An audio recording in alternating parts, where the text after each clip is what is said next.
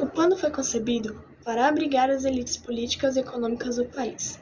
Enquanto isso, trabalhadores que construíram a capital foram relegados e chamados para cidades satélites, hoje grandes centros urbanos, mas que nasceram da exclusão. A quebrada de onde viemos influencia pra caralho nossa visão do mundo e a forma como nos posturamos nele. A divisão geográfica separa o bagulho, separa as comidas, as laricas, os boot, as peita, as bolsas, as makes e etc.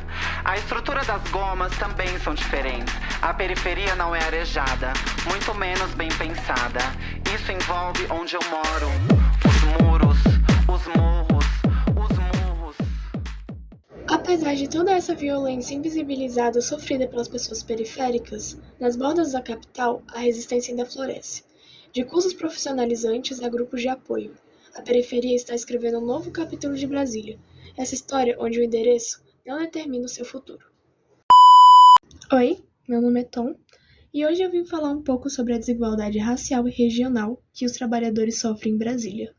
Enquanto o plano comemora 60 anos da sua existência, Brasília ainda espera que possa renascer para todos, que o constroem diariamente.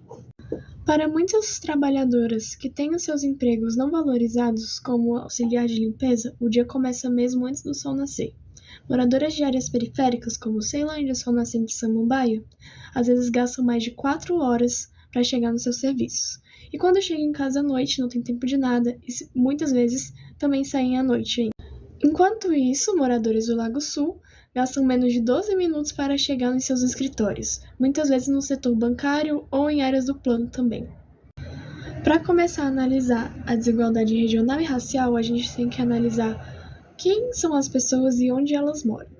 Muitas vezes, mulheres mães solo, periféricas, pretas, têm que sair de onde elas moram, de muito longe, para poderem trabalhar em empregos que são cargas horárias abusivas, 6x1, ou muitas vezes não tem folga por não ser um emprego de carteira assinada, para chegar em casa e não ter nem como cuidar dos seus próprios filhos ou da sua própria vida, tendo que viver em função do trabalho. Nos transportes públicos, a segurança também é bem precária, sendo que nos horários de pico, os ônibus, principalmente que vêm da periferia ou vão para a periferia, nos casos dos horários mais tarde, muitas vezes não tem câmera, ou as câmeras estão quebradas, ou quando acontece algum caso de assédio ali dentro, ninguém faz nada. E esses casos de assédio acabam sendo invisibilizados ou apenas ignorados, sendo que não tem ninguém para garantir a segurança das pessoas que estão ali dentro.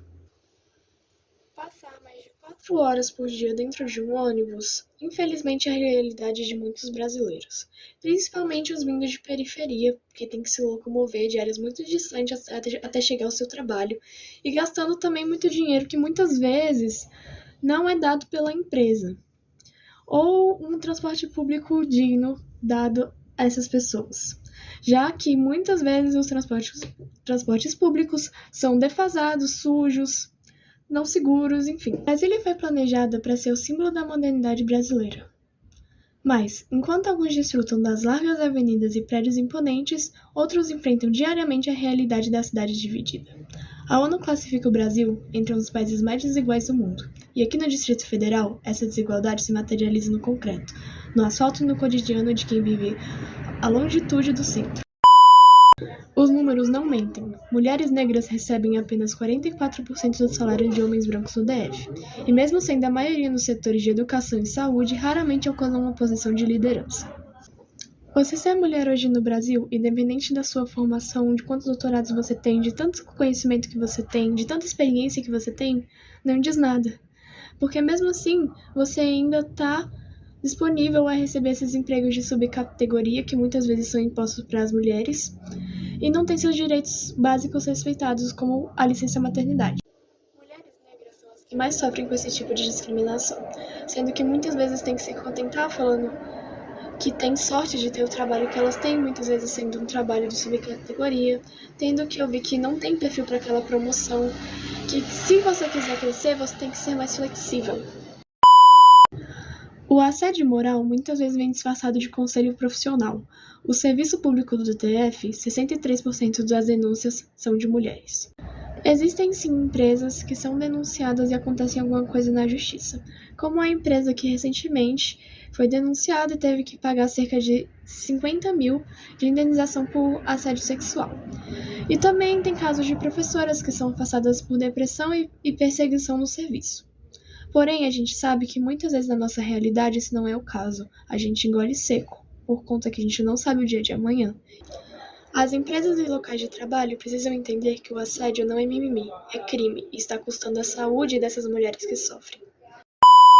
Gostaria de falar também sobre algumas obras que falam sobre essa separação regional e sobre a violência racial que essas pessoas periféricas sofrem dentro dos seus trabalhos. A primeira obra que eu gostaria de estar falando é sobre Que Horas Ela Volta. A obra é muito elogiada pela sua crítica social aguda e pertinente sobre a desigualdade de classe e gênero no Brasil. A personagem Val é destacada por sua complexidade e profundidade. Val, basicamente, é uma mulher nordestina que se muda para São Paulo para poder trabalhar como empregada doméstica para uma família rica, que é muitas vezes a realidade de muitas mulheres da nossa periferia brasiliense. A Val, ela deixa de lado sua família, seu tempo, mora no trabalho para cuidar do filho que não é dela, não é da família dela, enquanto a filha ainda mora na sua cidade natal.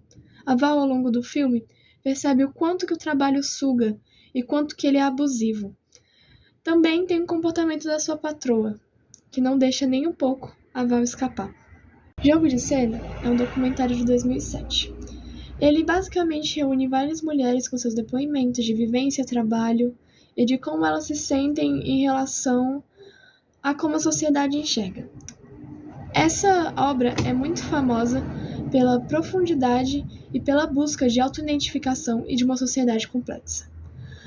A atuação dos atores são destacadas por sua intensidade e autenticidade. O Avesso no Trabalho fala sobre o assédio moral no trabalho. A obra é elogiada por revelar a realidade que muitas vezes é ignorada e escondida no local de trabalho. A análise da autora sobre o assédio moral no trabalho é destacada pela sua profundidade e pertinência. Basicamente, todas essas obras que eu citei, elas falam sobre como é essa desigualdade de região e sobre como sim sua cor de pele importa. Como essas pessoas vindas de periferia, que muitas vezes, ou vindas também de outros estados do Brasil, muitas vezes do norte e do nordeste, tem que deixar a sua família, a sua vida antiga, tem que basicamente viver uma escravidão moderna em busca da sua sobrevivência. Seus trabalhos são ignorados ou minorizados. Todas essas obras criticam essas questões do trabalho.